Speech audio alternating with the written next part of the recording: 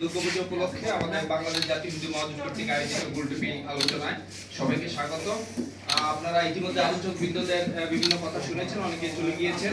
আমরা প্রায় শেষ পর্যায়ে চলে এসেছি, আমরাও প্রায় সমাপ্তি ঘোষণার কাছাকাছি। তো ইতিমধ্যে আমরা ছাত্র যুব মহাজোটের পক্ষ থেকে যে মেসেজটি সারা বাংলাদেশে দিতে চাই সেটা হচ্ছে, আমাদের এই 53 বছরের ইতিহাস কিন্তু আমাদের পক্ষে না। আমাদের অসংখ্য যত চিহ্ন আছে সবকিছু আমাদের দেখা হয়েছে। আরোটা কত বিভীষিকা সামনের দিনগুলোতে আমাদের দেখতে হয়, সেই সংখ্যায় আমরা রয়েছি।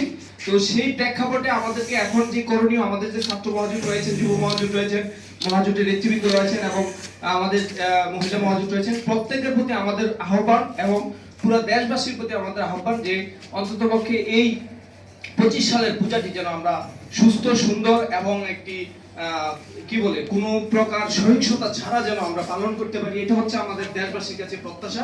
আর আমাদের ইন্টিমেট যে গভর্নমেন্ট রয়েছেন তাদের কাছেও আমাদের প্রত্যাশা যেন মুখে খালি বুলি না ছুড়ে তারা বিশ্বত কোনো বিষয়ে পদচারণা যুবতী আমাদের প্রতি তারা আন্তরিক রয়েছেন এবং বিগত আমলের মতো দুঃখ লাগে যখন দায়িত্বশীল ব্যক্তি আমাদের সনাতনীদের জন্য এটা একটা ধর্ম অবমাননাকর বিষয় এবং এটা আমাদের জন্য একটা লজ্জাস্কর বিষয়।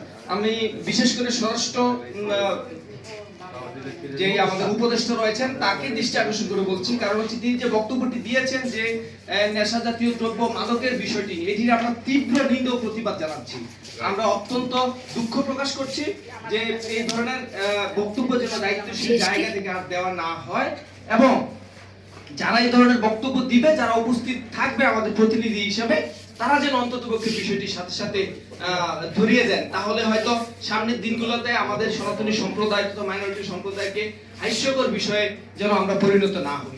সেই সাথে বিগত বছরগুলোতে যেভাবে আমরা আনন্দ উৎসব প্রত্যাশা করে পূজার আয়োজন করেছি, আমরা যেন সেইভাবে আমরা আগাই এবং আইন শৃঙ্খলা বাহিনীকে অনুরোধ করব, আপনারা আপনাদের জায়গা থেকে, এই যেমন গাজীপুরের যে দায়িত্বশীল ব্যক্তিরা রয়েছেন আইন শৃঙ্খলা বাহিনী, তারা যে বক্তব্য দিয়েছে, এরকম বক্তব্য আসলে পৃথিবীর ইতিহাসে বিরল।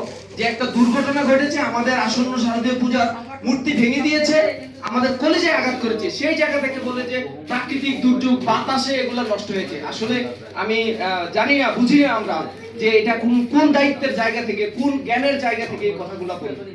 আমরা যদি অপরের জায়গা থেকে যদি দেখি এবং সারা বাংলাদেশ চিত্র যদি সম্প্রতিকালে দেখি, অসংখ্য ধর্মীয় প্রতিষ্ঠানে এবং যারা বিভিন্ন মাজার মব তৈরি করে এই হামলা হচ্ছে এবং নিন্দনীয় ভাবে মাইকে ঘোষণা দিয়ে, যেটা আমরা সেই রামু থেকে দেখেছি, প্রকাশ্যে দিবালোকে হামলাগুলোর জন্য আয়োজন করা হতো, কিন্তু আইন শৃঙ্খলা বাহিনী শুধু নীরব ভূমিকা পালন ছাড়া কোনো কিছু করতে আমরা দেখিনি। তো সেই প্রেক্ষাপটে এখনো যেটা দেখতে পাচ্ছি যে এই মবের নামে যে তামাশা, সেটা কিন্তু বন্ধ হয়নি। সেটা বিগত সরকারগুলো তৈরি করে গিয়েছে, এখনকার এটা এসে পাকাভুক্ত হচ্ছে।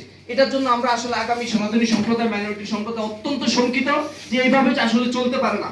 আপনি দেখেন 17-18 বছর আওয়ামী লীগের শাসন নিমিশেই কিন্তু একদম দুমদুম উঠে গেছে। সুতরাং আপনারাও যদি চিন্তা করেন যে আপনারা টিকে থাকবেন, আপনারা থেকে যাবেন, কিংবা আপনাদের এই অন্যায় আপনারা আমরা দেখতে দেখতে যাব, এটা কিন্তু আসলে ভুল।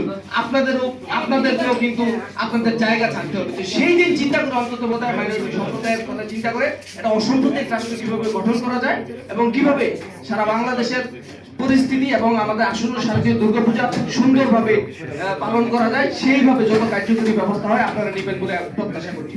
সবাইকে ধন্যবাদ।